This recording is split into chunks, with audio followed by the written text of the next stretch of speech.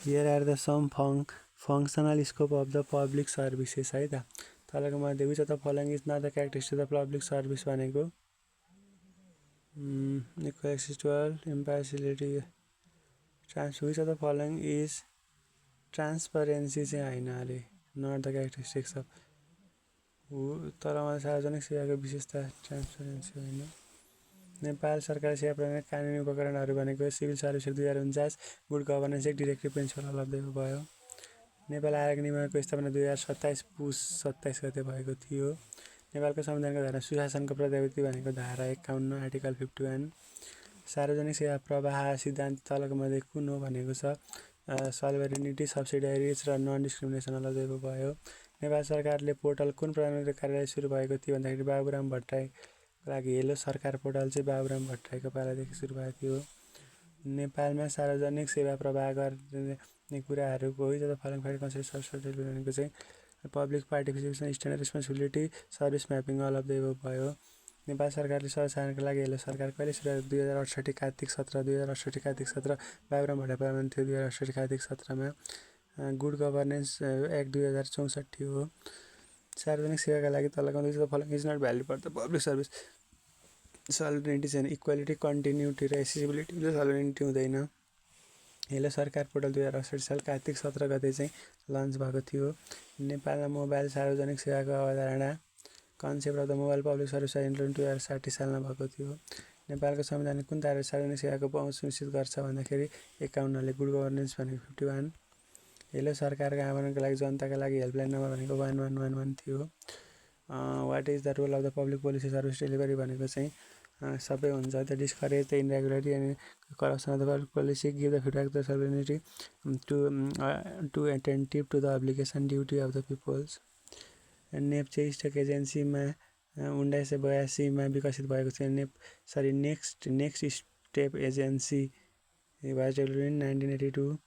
संयुक्त राष्ट्रसङ्घको सेवा दिवस भनेको कति जुन 23 यातायात व्यवस्थापन कार्यालय भनेको प्रादेशिक हुन्छ। Which of the following element ensure except information transfer भनेको चाहिँ सिटिजन चार्टर, पब्लिक हियरिङ र हेलो सरकार प्रोग्राम सबै हुन्छ। सार्वजनिक सेवालाई कुशल प्रभावकारी उत्तरदायी बनाउने अवधि 1980बाट चाहिँ सुरु भएको थियो। Campaign of making public service effective and responsible in 1980मा। नेपाल सरकार कानुन प्रावधान भएको local government local information 2064 and directive principle उपलब्ध भयो। संयुक्त राष्ट्रसङ्घको सार्वजनिक सेवा दिवस प्रत्येक वर्ष जुन 23मा मनाइन्छ। United nation public service day भनेको जुन 23मा मनाइन्छ। नेपाल सरकारद्वारा पारदर्शी प्रवर्धन गर्ने उपायहरू के भनेको छ माथिको सबैहरू by maintaining the social justice and social discouraging the irregularity of the corruption. त्यस पछाडि माथिको सबै भइहाल्यो। नेपाल सरकारले हेलो सरकार 24 घण्टा सेवा प्रदान गर्ने कुन सुरु कहिले भन्दाखेरि 24 घण्टै चाहिँ कहिले पनि 2080 भाद्र 27 सुशासनका लागि एकाउन्टेबिलिटी, ट्रान्सपरेन्सी र रेस्पोन्सिबिलिटी आवश्यक छ। सुशासनको अवधारणा कुन दशकमा आयो 1990sमा आयो। नेपाल सरकारले प्रदान गरेको सार्वजनिक शिक्षा के को उदाहरण हो प्रमोसनल सर्भिसको हेलो सरकार पोर्टल प्रधानमन्त्री कालदेखि बाबुराम भट्टराईदेखि भएको थियो। बेलायतका कुशल नागरिक केन्द्रीय सार्वजनिक सेवा वितरण नेक्स्ट स्टेप एजेन्सी कसले विकास गरेका थिए भन्दाखेरि डेभिड क्यामरुनले। नेक्स्ट स्टेप एजेन्सी भनेको डेभिड क्यामरुनले गरेका थिए। सरकारी कर्णाको विशेषता जोखिम मूल्य प्रवृत्ति हो। त्यो होइन संविधानद्वारा सुनिश्चित हुन्छ सेवामा के हुन्छ अलग भयो। नेपाल सरकार सूचना नागरिक समुदायले कुन भूमिका रहेको छ भन्दाखेरि सीमान्तकृत समूहको अधिकारको वकालत गर्न advocate for the right to the marginalise group हुने गर्छ। कल्याणकारी सेवा वेलफेयर सर्भिस तुलनात्मक रूपमा कमजोर समूहका लागि डिजाइन गरिएको सार्वजनिक सेवालाई भन्छौँ कल्याणकारी सेवा वेलफेयर सर्भिस भनेर। तलका मध्ये सुशासनको उपकरण विश्व फलोइङ टुल्स अफ उपकरणहरूको माथिको सबै हुने भयो। विश्व ब्याङ्कले सुशासन अवधारणा कहिले प्रस्तुत गरेको थियो 1989मा गरेको थियो। हेलो सरकार कार्यालयका प्रवर्तक गुड गभर्नेन्स एक 2064बाट भएको थियो। नेपाल आयोग निगमको व्यवस्था उद्योग वाणिज्य तथा आपूर्ति मन्त्रीले गर्ने भयो। तलको मध्ये पारदर्शी बनाउनको लागि हुन्छ सिटिजन चार्टर, हेलो सरकार र पब्लिक हियरिङ सबै हुनुपर्छ। आर्टिकल 51मा रहेको छ।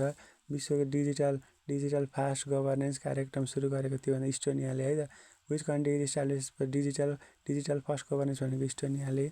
सार्वजनिक सेवा प्रवाहमा ध्यान दिनुपर्ने कुराहरू भनेको सेवाको गुणस्तर, लागत, which of the following characteristic public service भनेको ट्रान्सपेरेन्सी नै हुने गर्छ।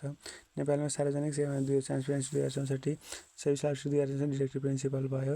नेपाल आयोग 2027 पुस 27 गते भएको थियो। आर्टिकल 51 मा छ के को constitution of the Nepal provision guarantee good गभर्नेन्सको। त्यस पछाडि अर्को छ सार्वजनिक सेवा प्रदान सिद्धान्त सोलिडिटी सब्सिडियरी अनि नो डिस्क्रिमिनेसन हुने गर्छ। एलएफ सरकार भनेको बाबुराम भट्टराईको पालादेखि आएको थियो। नेपालको सार्वजनिक सेवा प्रदान विच भनेको public participation standard and principle service mapping हुने गर्छ। 2068 कार्तिक 17 गतेबाट आएको थियो। सुशासन ऐन गुड गभर्नेन्स एक्ट 2064 हो। सार्वजनिक सेवा तलमाथि कुन मान्यता होइन सोलिडिटी अनि इक्वालिटी कन्टिन्युटी एसेसिबिलिटी हुन्छ। एलएफ सरकार भनेको 2068 कार्तिक 17 गते आएको थियो।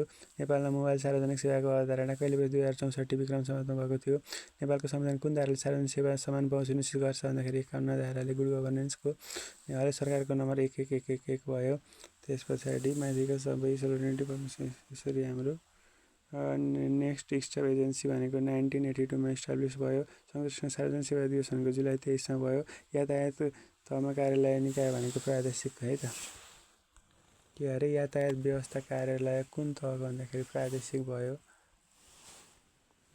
तलमाथि कुन पारदर्शी सुनिश्चित गर्छ भन्दाखेरि यसले एक्सेस टु ट्रान्सपेरेन्सी भनेको चाहिँ के गर्छ भन्दाखेरि माथिको सजेसन जाडेर अलप भयो ल यसरी हाम्रो सक्यो functional scope and public service भनेर।